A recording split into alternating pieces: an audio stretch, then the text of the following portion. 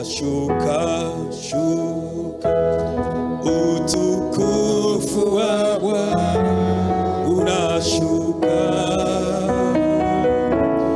watu wake Yesu wakimwomba Mungu, utukufu wa Bwana unashuka, unashuka shuka, unashuka shuka, utukufu wa Bwana unashuka, watu wake Yesu wakimwomba Mungu, utukufu wa Bwana unashuka. Bwana Yesu asifiwe. Glory to Christ. Reka tuduze amaboko y'urukundo turamukanye mu Let's izina rya raise the Yesu love Kristo. with each other in the name of Jesus Christ. Hanyuma turashimiye umukozi w'Imana. Once again, we thank our strength of God. Twari kukuvugishirizwa ko ariko tuzobivuga uwundi munsi. We speak of you, but we'll do next time. Turakunyotewe. Because we have a hunger or thirst to hear your words. Tuguhaye kaze n'uwundi munsi. So we give you a welcome next time as well. Mbere yatubwiye ngo Back then he told us, mu bakunzi bo kuri online, he said among the audience member you have, ngo nanye nabarimo. that he's among them watching us live. Iyo turi hano, That whenever we are here, dukunze kuvugana. usually we speak. Arambarira ngo nabibonye byose Imana ibaho umugisha. He would tell me, I've watched live streaming. Ntabwo yabeshe niko biri. He didn't lie, that's how it is. Dukunze kuvugana gose. Because we speak a lot. Akambarira uko aba yabibonye nawe. Because then he will tell me what he's seen Kandi akumva alive. ko bimunezereye. And then he feels that made him happy and blessed. Duha amashi umushitsi wacu The applause wo kuri to our online guest ari hano uyu munsi. that usually was online, but today is here with us. Imana iguhe umugisha cyane. God bless you. Turabashimiye muri byose. We're very thankful for your presence Atubwiye here. ijambo rivuga ngo He told us the topic was, yavuze ngo iki? what did he say? Kugambirira kutiyanduza. That to plan to not dirty yourself in your heart.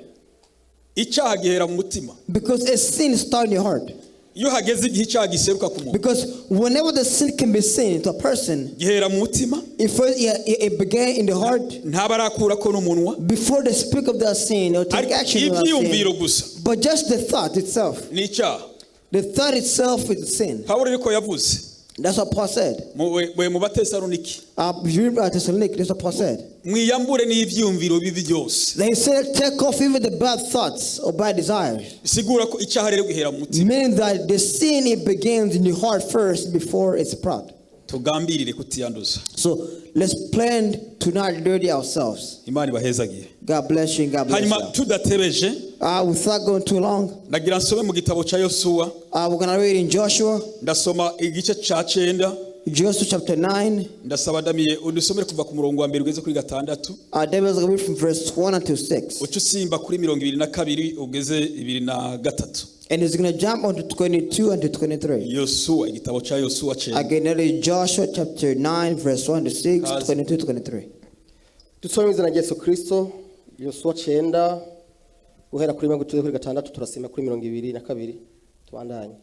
Umutwe w'ijambo uravuga ngo ingene abagibeyoni bahenze abisirayeli, maze abami bose bo hakuno ya Yorodani bo mu mugamba waho nabo mu misozi iciye bugufi nabo ku kiyaga kinini ahari abanani Lebanon, abaheti n'abamori n'abanyakanani n'abaferizi n'abahiwi n'abayebusi bavyumvise kabiri bafatanya bahuza umutima ngo barifatanya bahuza umutima ngo baje kurwanya Yosuwa n'Abisirayeli. Gatatu, maze ababa igibeyoni bumvise ivyo Yosuwa yagiriye Yeriko na Hayi, bagira inama y'ubwenge, baragenda batekera impamba mu magunira y'imishire,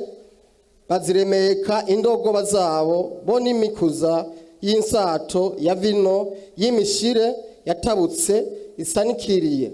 Gatanu, bambara inkweto z'imishire mu birenge ziteye ibiremo, bambara n'impuzu z'imishire nyene, bakora imitsima y'impamba yabaye impehe iguye ifira. Tugende 22. Manzo heze kuri 6 tugende 22. Nuko baragenda bashikira Yosuwa n'Abisirayeli aho bashagaje Igirugali. Barababarira bati, tuvuye mu ntara ya kure, none enda nimuduhe isezerano ryo gufatanya natwe. 22. Maze Yosuwa arabamagaza arababaza ati, ni iki cyatumye muduhenda mukavuga yuko muri abakure kandi muri abo ngaha nyene muri twebwe. 23. Nuko rero muravumwe, ntimuzobura kwama murabaja mube abashenyi. Dusore kuri 23. Nuko rero muravumwe, ntimuzobura kwama murabaja mube abashenyi n'abavomyi b'inzu y'Imana yanje. Amen. Amen. 23 wasomye, soma 23 urangirizeho tubandanye. 23 naho nyene. Nuko rero muravumwe, ntimuzobura kwama muraja mube abaheshi, muzokwama murabaja kandi mube abashenyi. Ntimuzobura kwama murabaja mube abashenyi n'abavomyi b'inzu y'Imana yanje. Amen. Amen. Bwana sifiwe. Amen. Ijambo tugiye kuvuga ndaho rivuga ngo, the topic we on today says, ingarukambi y'umuvumo. The topic is the outcome of a curse. Iyo tuvuga umuvumo, when you say a curse, umuvumo ni ijambo. A curse is a word. Ni ijambo riva mu muntu. It's a word that comes from a person's mouth. Umuvyeyi ashobora kuvuma umwana bigashoboka. A mother might curse the child and it's possible. Umuntu akuze ashobora kuvuma umusumba bigashoboka. A person who's older might curse somebody and that curse could stick. Ukuyobora ashobora kukuvuma bigashoboka. Your leader might curse you and it's possible. Bivanye n'impamvu. Based on reasons. Kandi n'Imana nayo. And God himself, harabo yavumye. There are those God cursed. Igihe Adamu na Eva bamaze kuva mu isezerano bagacumura. When Adam and Eve went against God's laws or God's commandments and they committed sin. In Genesis chapter 3 verse 14. Imana yabwiye inzoka. God told the snake. Ngo ko wakoze ibyo. That because you did this, uravumwe. You are not cursed. Uzokwamu kweginda hasi. You shall drag your stomach on the ground. Ico gihe inzoka zaraguruka. Because back then snakes could fly. Zagiye kukweginda hasi kubera ko zivumye. They started sliding the ground because of the sin they committed against God. No ku muntu Imana yarabikoze. And even God cursed the human being. Imana irabwira Eva ngo uzovyara urushe. So God told Eve that you're going to give birth to pain and suffering. And God told Adam that you're going to eat the food that you work hard for by sweat. But that was not God's plan originally. When Cain killed his brother Abel, God cursed Cain. And God said to Cain, I curse us now, you will die wandering the whole world. And nobody's going to kill you. And that is the curse in itself. And a curse has an outcome or consequence. Do a thing that follows after the curse. That curse must follow your family or your descendants. And you must say, what is happening to my family or my descendants? But you don't know that in your ancestors somebody was cursed. And that's why God said that a curse has a bad outcome. As we have read in we've seen about 5 races or 6. There was Gibeons. On how they tried to find a treaty with Joshua. The question is, who are these people of Gibeon? When you read the Bible, or if you just read in the book of Genesis, chapter 9 verse 20, or you start verse 18, and at that time, when at the end of the flooding of Noah, Noah planted a garden, and that garden had vines. So when it grew vines, And he will eat the fruit of the vine. hanyuma aranywa araborerwa. But he drank from the vine tree and he got drunk. Nowa yari afite abana batatu. So Noah had 3 kids. Hamu, The first was na Ham, Shemu na Yafeshi. Shem, and Aphet. Noneho yaborewe. So when Noah was drunk, Umuhungu umwe one among his sons, ariwe mutoya yitwa Hamu, and there was youngest one named Ham, yinjira mu ihema hose aryamye. he entered the room where his father was sleeping, Asanga se ari gusa ariko mvuga. and he found his father naked. Kubera ko yari yaborewe. But because his father was drunk, Asohoka muri iyo nzu. so the child went Agenda out of avuga the amakuru tent, y'ingene se ari. and he spoke on how his father was. Hallelujah. How naked his father was. Amen. Turi kumwe? Are you following? Agenda aravuga amakuru se ingene ari. So he starts spreading rumors on how his father Abibwira was. bakuru we. He told his brothers. Bavyumvise. When his brother heard Ngo that, batora umutamana. they took like a blanket, Bawukika ku bitugu vyabo. and they put on their back, Bagenza umugongo. and they went backwards with their Binjira muri blanket. rya hema se They went aryamyemo. into the tent where his father was sleeping, Bamuhenurira ko wa mwambaro. and they put the blanket on their Bafuka father, ubwambure bwa se. and they covered the father's nakedness. Se vino imuvuyeko. But when his father was sober, Yumva amakuru ariko aravugwa. he heard the news. People were speaking of what he Amenya was, ko umwana we ari we and yabikoze. he knew that he was told that his child spread the word. Nowe ahamagara Hamu. So Noah called Ham. Ahamagara n'umwana wiwe. He called the youngest child, Aramubwira ati, and he said, Ham. he said, "How my child? ibyo wakoze What you did, byambabaje. and he has hurt me." Iki gihe bari bamaze kubyara. Because at this time they had kids. Yari more afite than umwana kids. yitwa Kanani. So he had a child named Canaan. Aravuga ngo, So he said, uhereye isaha as of now, simvuma wewe, I'm not going to curse you, ariko mvumye umwana wawe. but I'm going to curse your child. Kugira ngo uze wumve ububabare bw'umwana ku muvyeyi ingene For you bumeze. to feel the pain of your child from the father. Uhereye isaha So as of now, Kanani wawe your Canaan, azokwama ari inyerezi kandi ashumbira abana bavuye kuri ba bene wanyu. the owner is going to become a wandering child, and you hurt your own kids. Azokwama akorera abo mu muryango ba Yafeti na ba Shemu. He's going to work for he's going to become a servant Ngo for the Shemu family. we ngo nahabwe umugisha uvuye ku Mana. But he said, may Shem get blessed from God. Kuki atavumye uwabibonye? Why did he not curse Ham who seen his father and spread the news? Yavumye umwana. But he cursed his Burya bubabare child. Nowa yumvise umwana yamuteye. The pain he felt from his own child. Kugira ngo Hamu nawe aze yumve ububabare For him to feel the pain that his father felt. bw'umuvumo w'umwana wiwe. The curse of his own child. Bwana sifiwe. Amen. Urabye neza hano hantu. If you're really careful here, Hari igihe ababyeyi dushobora kuvuma abana sometimes as parents we can curse our kids, tutabizi. but without knowing. Kandi Imana iravyanga. And God does not accept that. Iyo uri umuvyeyi uri mu rugo When you are a parent in the house, at ukavuga home, ngo uri kurasa mu muyaga, and you say that you are trying to gather the wind or trying to hanyuma get fresh air, ukaba nk'ukuri, and you are as you are, hagera igihe iyo abana bakubona n'ubwambure, and if your child sees you, as you are, uwo n'umuvumo uba uri kuravuma abana. that is a curse to your kids. Haleluya. Amen. Uwo n'umuvumo kandi ufite ingarukambi. That is a curse to your kids, and that has a bad outcome.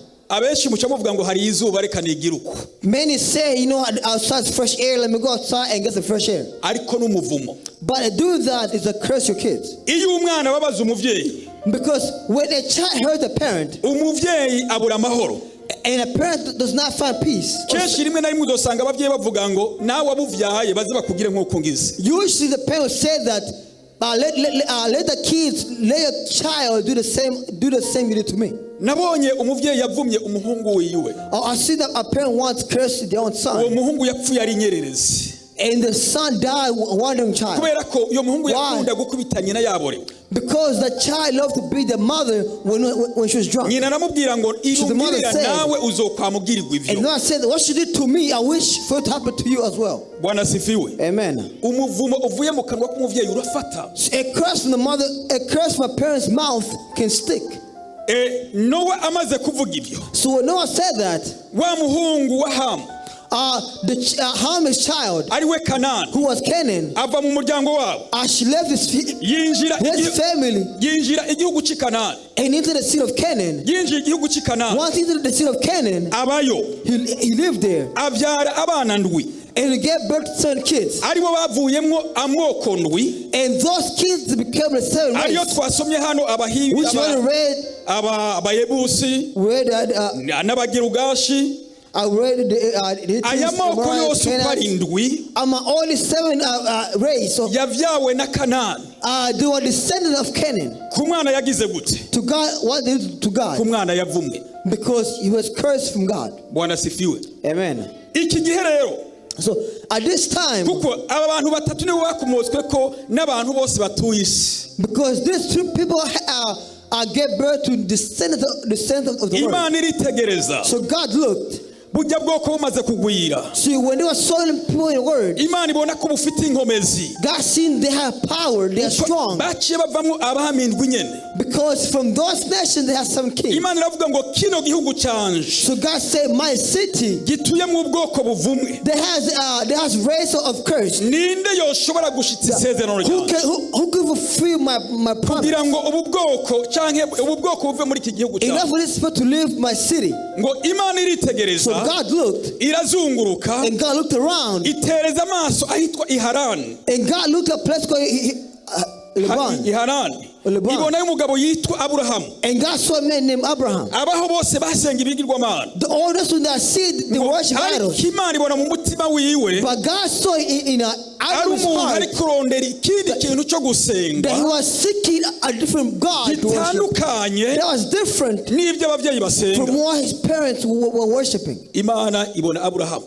So then God saw Abraham was the one. Imuvanayo. So God chose Abraham. Iramubwira ngo genda. And God said go. Imwemera igihugu cy'amasezerano. God promised him a city of promise. Agenda tazi yagiye. So Abraham went without knowing where he was headed. Imana yari yamuyoboye. But because God had taught him. Yemera kumvira Imana. Because God, Abraham accepted God is saying. What God wanted was this. Kwari kugira ngo Imana iki gihugu Kanani yagiyemo. God wants for him to go in the city of Canaan. Igishiye mu bundi bwoko bwayo. And God wants to bring a different race into that city. Gari ubwoko bumaze kuvumwa. And there was a race that was cursed already. Abrahamu aravaye yumvira Imana n'umuryango we wiwe. So Abraham left the city. He obeyed God with his family. Iyo dusomye igitabo cy'itanguro mu gice cya 15. I read in Genesis verse 15. Tubona ingene Imana yagiraniye isezerano na Aburahamu. We've seen how God made promises with Abraham. Isezerano ry'amaraso. The promise to blood. Imana iramubwira ngo God told Abraham, iki gihugu urimo, that the city you live in now, nzokiguha kibi cyawe. I'll give it to you and it should be your own. Abraham aravuga ngo kizoba icanje gute atanu umwana afise. Abraham said, how can it be mine if you don't have any kids? Ninde azotora n'ivyanje? Who is going to take care of their seed? Who's going to inherit? God told him, sohoka hanze witegereze ku ijuru. Go outside and look in the sky. Uko ubona izo nyenyeri utazoshobora kuziharura. As much as you cannot count the star in the sky, niko n'umuryango wawe uzangana. That is how your generation is sent into shall grow and spread. Bwana sifiwe. Amen. Aburahamu hari kosa yakoze aho hantu. But Abraham made a mistake there. Imana iramubwira ngo God told Abraham, tora ikimazi. To take a sacrifice. Yakira intama n'impene. God said he took a lamp. Hamwe n'inka. He took a lamp, a goat, and a cow. N'inyoni yitwa Ingarukambi. Birds and a pigeon. Buri kintu cyose aragihimbura kirabanisha na kigezi cyawe. And he took all of it and he cut it. Imana iramubwira ngo, and God told him, uguma aho nyene. To stay here. Jewe ndazana umuriro. I'll bring fire myself. Ujaguturira kino kimazi. And it should burn the sacrifice. Abraham ahera mu gitondo. So Abraham was there in that morning. Ari ngaha ari ku gicaniro. He was there in the altar. Ararindira. He was waiting. Saa sita. Saa munani. At noon, at 2 p.m. Saa cyenda. At 3 p.m. Saa kumi. At 4 p.m. Buragoroba. At the evening. Abraham araruha. But Abraham got tired. Uko niko bakristo baruha mu bukristo bwabo. That's how many Christians get tired in their Christianity. Bari bakwiye kutiyanduza mugabo bakiyanduza. Instead of to drain themselves, they drain themselves. Agatiro kamucako. So Abraham took a nap. Kamaze kumucako. When he took a nap, wibuke. Remember, Imana yagomba kubagirana isezerano. God wanted him to have a promise between him and God. Noneho ngo ibisiga biraza biratobanga. Because of that nap, the crow came and started poking into the bird. The angel came and said, Abraham, you have slept. Because you did this, you're going to see a curse in your descendants. Your descendants will be taken as like slaves for 400 years and more. In the city of promise, they will live it, they will see it. But after that many years, and all the many sins of many that race, and I found other ways to bring them out of that city. See, at that time, Abraham didn't have any kids. He was fatherless. Amen. turi kurondera tumenye abantu babagibiyoni. We're trying to see to understand the origin of this people of Gibeon. Hagera igihe Abraham arabyara. So a time came and Abraham gave birth. Arabyara Isaka. He gave birth to Isaac. Isaka arabyara ba Yakobo. Isaac gave birth to Jacob and other Esau. Ubwoko bw'Abayisraeli bubyagwa na Yakobo. And the of Israel came from the descendants of Jacob. And the hunger came to Egypt. The first 2 days they lived well. But the king followed what the curse of what I said. They start being harassed. They start being harassed. And after that 430 years passed, God heard their crying. So God told Moses to go and save them. Amen. So Moses went with them into the desert. And Moses died. And Moses gave Yeshua to inherit the throne. So God told Moses, the city you're going to see, they are a strong race. But once you arrive there, fight against them and kill all of them, but they're none alive. So Moses told Israel this, and he told Joshua this. Amen.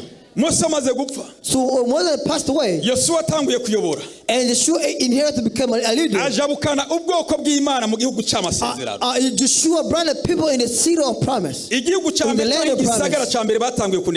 The first thing they fought against and they defeated them, it was Jericho. They defeated Jericho without them fighting. But the news what God told them, you might have Jericho in you, or mountain in front of you. To defeat it, you must pray to God. Amen. So once you leave that Jericho, they defeated the neighboring city. It was named Height. High. Or I. So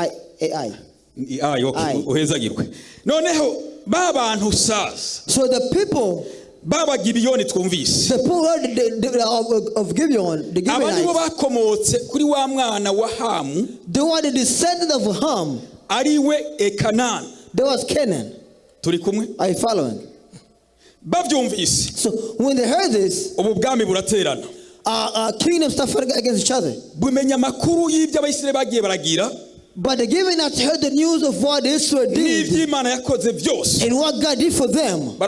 So they said themselves, these people, they are very powerful. We heard the news of what they did. We heard what God did for them before they were in Egypt. We heard how they left Egypt. And we heard how they defeated Jericho.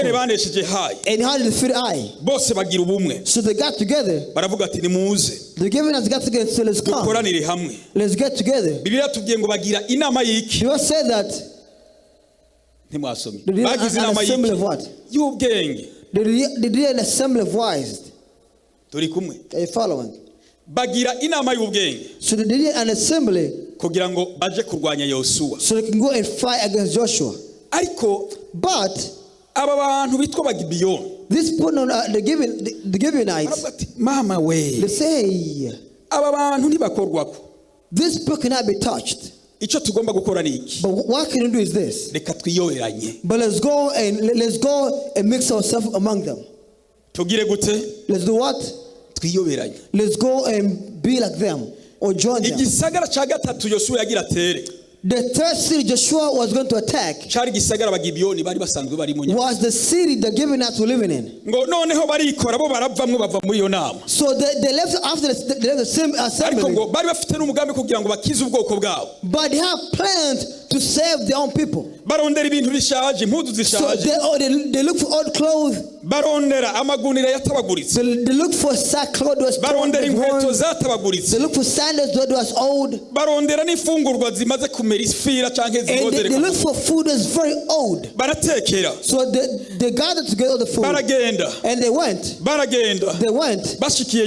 When they got to Joshua, they said, our beloved, our king, we We as we are, tuvuye mu gihugu cya kure. We are from a very, very distant country. Hari ijambo Imana yari yabariye Mose. There's the word that God told Moses. Ngo ubwoko buzova kure yaho mushagaje. That the country, the rest that will come from far away from where you are living. Bukemera kuganzwa namwe. And they accept to be led by you. Muze mubwemerere mubane nabo. Accept them in your aba bantu baramenya ko ivyo bintu vyavuzwe. They knew that this was spoken long time bamenya ago. Ko n'igihugu cyabo cy'amasezerano. And they knew the seal of the promise. Babwiwe ko abisirayeli bazoyica abantu bose bariyo. The Israel will kill all of them. Yesu arabaza ati mwebwe murabana. Jesus said, who are you? Twebwe tuvuye kure. They said we are from a far country or land. Mugombiki. And they said, what do you want? Ngo tushaka. And they said, we want utwemerere for you to accept us. Mudusinyire muduhe isezerano. Let's sign a treaty for us. Ryo kuba mu mugabane wanyu. To join you. Mwebwe. And they say you said far away, where from far away? What country? They said, my king, we're from far away, from far away. A heart of deception. Joshua didn't know what to hold and what to catch. But Joshua remember what God told him a long time ago. But they've heard that they're the people of their city.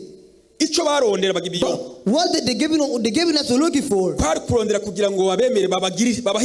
looking for a treaty of peace. To sign a treaty of peace. To be accepted to become among Israel. Though they are cursed, don't become among those who are blessed. But Joshua forgot. The Moses told him. Because God said, they want you into the city. That key all the people of that city. But they forgot that they're the people of that city. See how it is. But let me tell you this. I'll be careful whenever you're signing anything. Whatever you're signing, be careful before you sign it.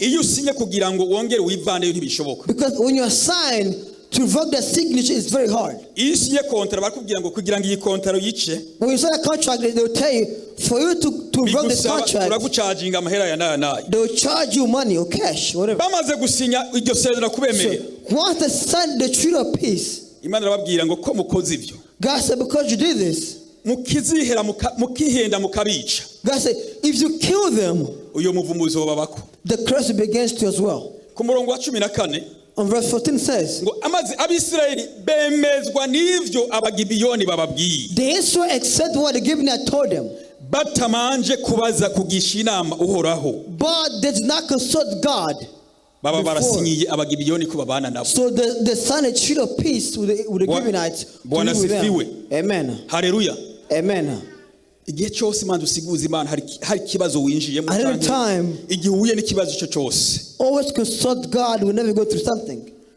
Naho ryo barijwe wumvise vuga ati mwami ni wewe uvuganye nawe. Even if the voice you heard, consult God. God, is it you that heard? Je kumavi usenge Imana ubaze byukuri ariko Imana. Go your knees and pray and ask God. God, is that you that heard? Bamaze kwemerera kubasinyira. Once the sun is sit the treaty of peace. Umunsi ugira gatatu. On the third day, baritora sasa. Baritora kugira ngo binjire. They chose to go and enter. Mu gisagara c'abagibiyoni. So they continue into the city of the Gibeonites. Batere igisagara kigira gatatu. So they can attack the third city. Bashitseyo. But once they arrived in that city, basanga niba abagabo baheruka gusinyira isezerano. They found out they were the same people they signed a treaty. We're going to attack. Simwebwe twasezeranye ko muri abacu. Is it now you that signed a treaty of peace? Mwayinjiye hano gute? But how did you enter the city? Urumva ico kibazo? You see the issue? Kubica ntibabica. To clean them is no longer possible. Imana nayo ikibahana. Because if they kill them, God will punish them. Kubavanamwe ntibishoboka. And to revoke them from the treaty of peace is not possible. Ishengero rirababara. So the congregation was very sad. Bidogera ohereze na Yosuwa. And they start complaining against Joshua. And they say, yeah, did this. They forgot to consult God before. Because God said that once into the city of Gibeon, we should kill all of them. But here is them, go and kill them now. Yosuwa abura ibyo afata n'ibyo akora. Joshua didn't know what to do. Igisagara cya gatatu bagira bagitera. So they go to attack the third city. Basanga nibo. But they found out there were some people that started shooting them.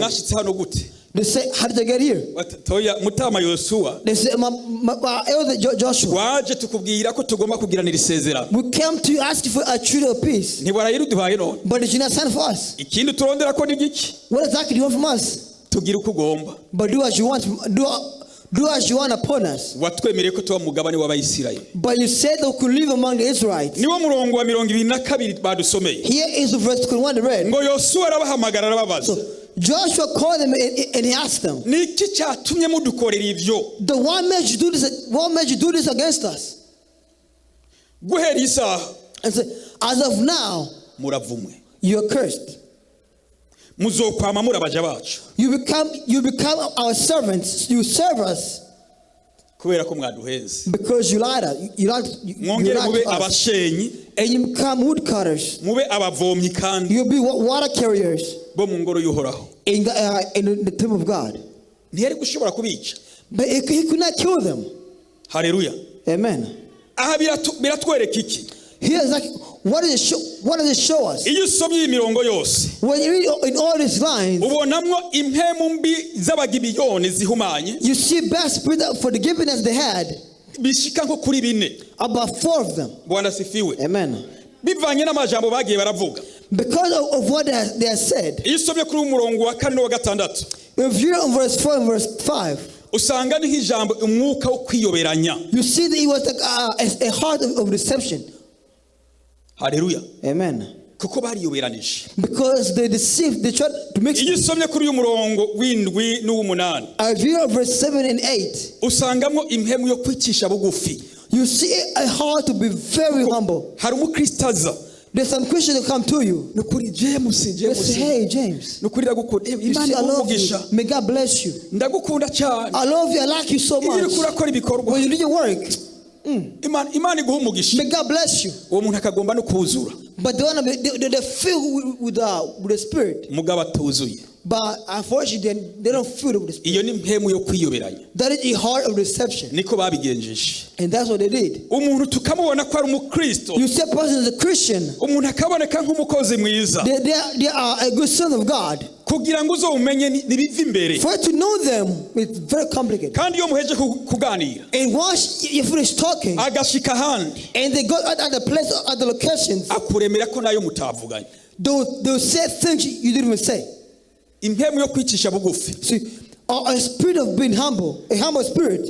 Umuhane gice nawe akakubwira ikindi gice cyo muri Bibiliya. You give them the verse and they give you another verse. Kugira ngo nanyina kwereke ko azi iby'Imana. For them to show you that they know God too. Kandi kubona ko akaba ari humble nyina aciye bugufi neza. And they want to show you that they are very humble to God as you are. Niko babigenjeje. And that's what the giveness did. Bagiye baciye bugufi. They went with the humbleness. Bakristo. The Christians. Twirinde impemu zo kwiyoberanya. Let's careful with hearts of deceptions. Ubaye umukristo. If you are a Christian, be a Christian. Ibiva imbere bigaragaza ubukristo bwawe. That what is in you show is out of you as a Christian. Uko abantu bakubona. As people see you, bagushingira intaye ko umukozi mwiza. As they give testimony that you're a good person, kuri umukristo mwiza, that you're a good Christian, nibigaragare by'ukuri. Let it be shown in truth. Ntugire imyuka yo kwiyoberanya. Do not have heart of deception. Uhere ku murongo w'9 n'ugushika kuri 13. Verse 9 to 13 says, bigize ni impemu yo kuba umunyampemu mugabo atari wo. That they made themselves to become servants who are holy, but they were not holy. Kwigira ko wuzuye umwuka w'Imana mugabo they made themselves to feel the spirit of God, but they were not. Ahubwo baciye bibutsa Yosuwa. But rather they reminded Joshua ivy'Imana yababwiye bakiri muri Egiputa. What God told him when they were in Egypt. Babwira Yosuwa. And they told Joshua n'ingene Imana yagiye ibaneshereza. How God emerged victorious. Yosuwa yemezwa n'ivyo. So Joshua accepted what they said. Aba bantu barabahinga gose. So these people are very wise, they're very tricky. Bwana sifiwe. They are trickster, amen. Nikuzosanga n'iki gihe. Nowadays that's how it is. Iyo umuntu mubwira ngo ivyo bintu bakuvuga ko nibiki. When you say somebody, the thing they said to you, what is that? arakubwira ati mukozi w'Imana Imana iguhe umugisha. God bless you. Maze iminsi nanjye nsengera ibyo bintu. And for so long I've been praying for this. Kandi atasenze. But even they didn't pray for it. Impemu yo kwigira umunyampemu utariwe. A heart of reception. They are holy, but they're not holy. Bamubwiye ibyo bagiye bacamo. So they told him what God told his fathers. Kandi batariyo. But they were not there. They heard it. Bwana sifiwe. Amen. Ikindi cya kane. And fourth thing, impemu yo kumenya ibyanditswe. A spirit to know what is written. Kandi atari byo. Even though it's not true. Baciye amusigurira ibyanditswe byose. So they explained to him what was written. Ibyo ndibyo byatumye Yosuwa yemera. So this made Joshua to accept niyo mpamvu kenshi dukunze kuvuga ngo, and that's usually we say this, bakristo mukunde gusoma ijambo the Christian love pray, love the Bible. kubwirwa gusa. Do not love hearing only. Nawe niwironderere. Because seek for yourself, kugira ngo so that umenye icyo Imana ivuga biciye mu ijambo. You can know what God said to the Bible. Muri iki gihe rero, because nowadays uyu muvumo, this curse, kubera ko Yosuwa atasiguje Imana, because Joshua did not consult God, uyu muvumo waciye ukwirika Abisirayeli. This curse for the Israelites. Muribuka igihe Sawuli amaze kuba umwami, when Saul became a king, yaciye yinjira muri aba bantu. He went among his people. Akora icyo bita itsembatsemba. He did what they called. Agenda yica umwe b'Abagibiyoni. He did what they called a genocide. Agenda yica umwe b'Abagibiyoni. He started killing all the Gibeonites. Arabegeranya bose arabicara bamara. He got all the Gibeonites and started killing them. Hasigara bake. And only a few were left alive.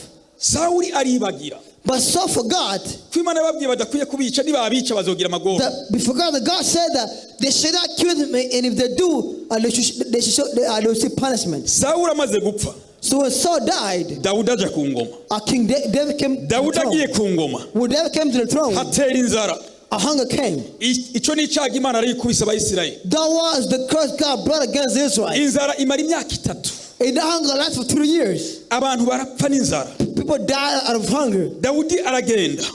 And David went. Arasenga Imana. And he prayed to God. Aravuga ati, Imana. And he said, God, ni kuki? Why? Ko tutigeze kuba mu bihe nk'ibi. We have never lived in this. Why have we seen this hunger in our own city? God said, David, it is a curse. It is a curse from the Israelites. Because they killed the Gibeonites even though they were not supposed to kill them. So David was hurt. So David called all the Gibeonites. Ayo majambo ushobora kuyasoma Samuel wa 2 igice cya 22. You can read Samuel 2.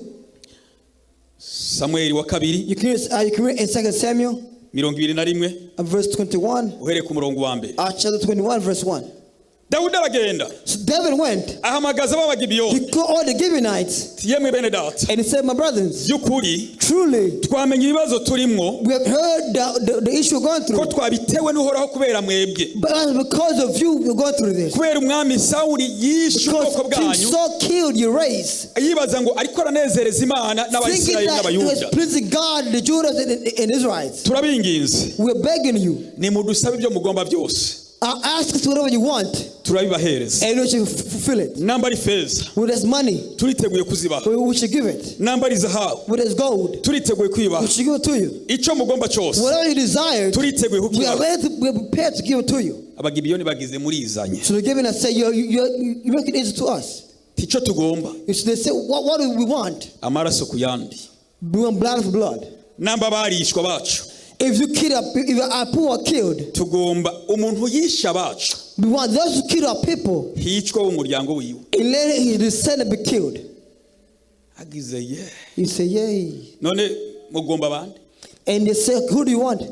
Wewe gundurende bajya abantu bazwi.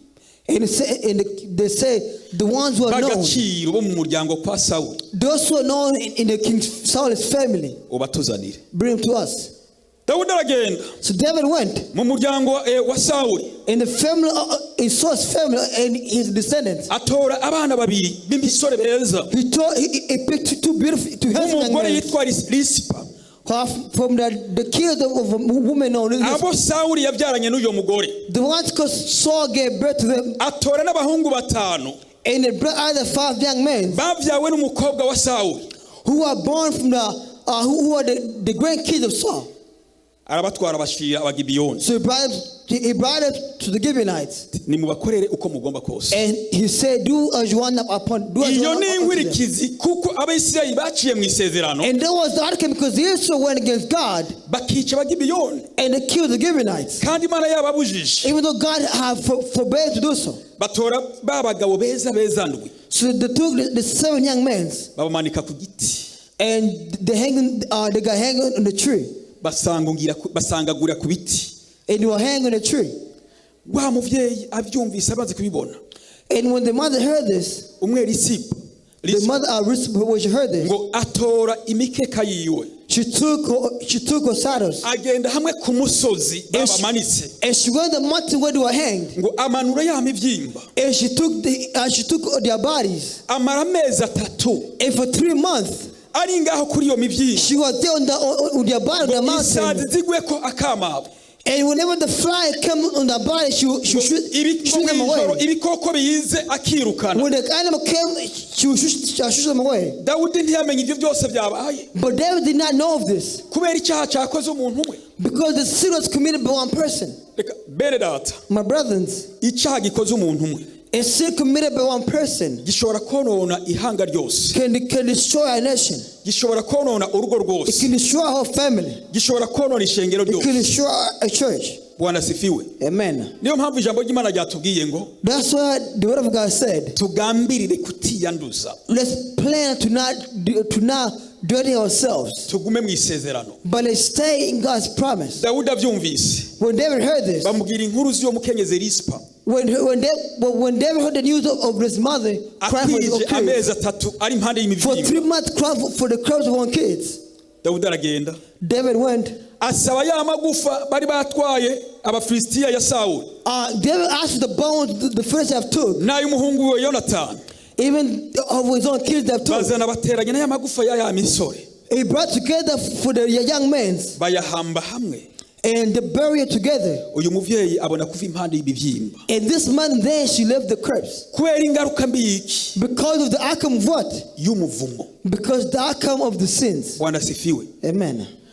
Ushobora kudandaza. You might be a seller. Ukaburira aho abandi baronkeye. And you might not find profit when not find profit. N'umuvumo ukomoka. But is a curse from where? Mu bavyeyi bavyara so wawe. It might be a curse from your great grandparents. Ushobora gukora ikintu ntikije imbere. You might do something, but it's not. You don't find gain, nor it doesn't go forward. I must say, why do I work so hard, but I don't succeed? N'umuvumo. But it's a curse. Inkwirikizi. It's the outcome. Y'umuvumo wo mu miryango yanyu. It's a curse from your generations. Ushobora kubona n'umuntu ari umukristo. You must see somebody might be a Christian. Imvugo ziwe ni imvugo mbi. And the way they talk is all the bad manners. Zidashimisha abandi. It does not please others or bless others. Naho mwomufasha uburyo bumeze gute. That you can help them in whatever way you can. Kubera Yesu ataraba muri we. Because Christ is standing there truly. Iyo karande ntishobora kumuvamwo. That curse could not leave them. Hallelujah. Amen. Mukiyumvira uyu muntu ni. And you must say, what is that? Exactly. What is the issue here? Niyo mpamvu rimwe na rimwe muza mwumva abantu. That's usually people say. Ngo uyo yaravumwe. That he or she was cursed. No mu miryango yabo nuko nyene. Even their families like that. Kubera iki? Why? Ntihabuze. That maybe umwe wo mu miryango ikomoka muri basa cyane banyina. Somebody in the family long time ago yagiye akora ibintu by'amafuti. That they did something bad. Bigenda bisimburanya mu miryango. And that went down from descendant unto them. Isirayeli yagiye ibura amahoro. The Israel did not find peace. Kubera kutumvira. Because they were not obedient to God. Imana yababujije kutifatanya n'ayandi mahanga. Because God forbade it from mix themselves among other race or other nations. Ariko bifatanya n'ayandi mahanga. But they did against God.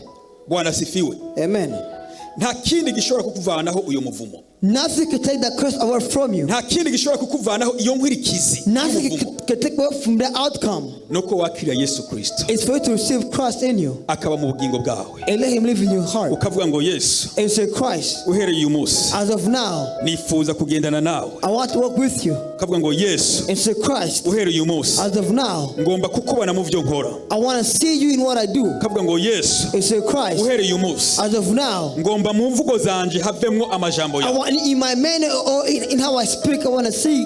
Kavuga ngo Yesu. And say Christ. Uhereye umunsi. As of now. Undinde kuvuma. Protect me from the curse. Kavuga ngo Yesu. And say Christ. Uhereye umunsi. As of now. Ganza ubugingo bwanje. Protect my life. Kavuga ngo Yesu. And say Christ. Uhereye umunsi. As of now. Inkwirikizi. Let what zo mu miryango yacu yadukwirikiye. In my family. Ituma taconshikako. That make me not succeed. Ndaguhaye ubugingo bwanje. I give you my life. Nobwakire. Receive it and take it. Muzi abapfumu ahantu bahora bahendera abantu. See, where witchcraft, which doctor, a lot of people. Iyo ugiye ku mupfumu arakubwira ngo when you go to which doctor, they'll tell you. Rindira abavyeyi ngo hari ico bahava bavuga. Or wait, your parents. Abo bavyeyi avuga ni bande?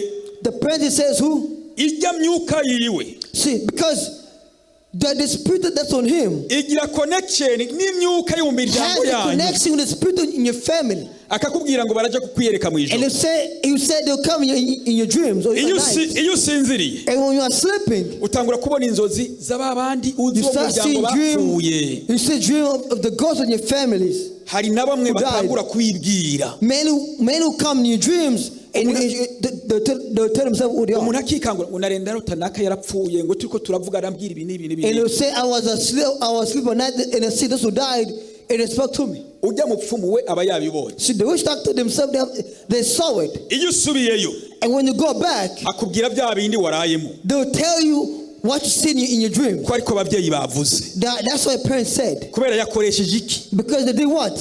Babandi bo mu miryango yayo. They used the ones in your family. Bari ku muvumo. Who are cursed. Bapfuye batihanye. Who died without repenting. Nivyo biguma bigukurikira. That follows you. Bwana sifiwe. Amen. Duhimana icubahiro. Let's give God honor and praise. Amen. Nagomba ndagusaba ikintu kimwe. I'm going to ask you one thing, not only. Ushobora kubona hari ibintu biguma bikubako buri mwanya. You must see things happening against you at any time. Iyo ni inkwirikizi y'umuvumo. Ibintu byabayeho utazi mugabo byabaye. That's an outcome of a curse of something that happened that you were not aware of. Nashaka muri aka kanya dusengane nawe. I ask you, let me your time so we can pray together. Ushobora gukora ibintu ukabona ntabwo birengana. You might do something and you see you're not succeeding. Hari n'igihe mbere. In some time, ushobora kuronka n'amahera. You might get money. Inyuma y'iminsi 2-3. About 2 days or more, 2 days or less. Ugasanga aho guri overdraft. And you find out in your bank you overdraft. Wamaje kwinjira ideni kuri bank. Basically in your bank your money were negative. Ibiyatwara hari biraza ukabibona. And and what extra money comes and you see it. Hakenewaka. This is needed. This is needed. Aka karabuze. This is missing. Wa mugambi wari ufise ntubushikeko. And the plan you had, unfortunately, you don't get to it. Ni kuki. Why?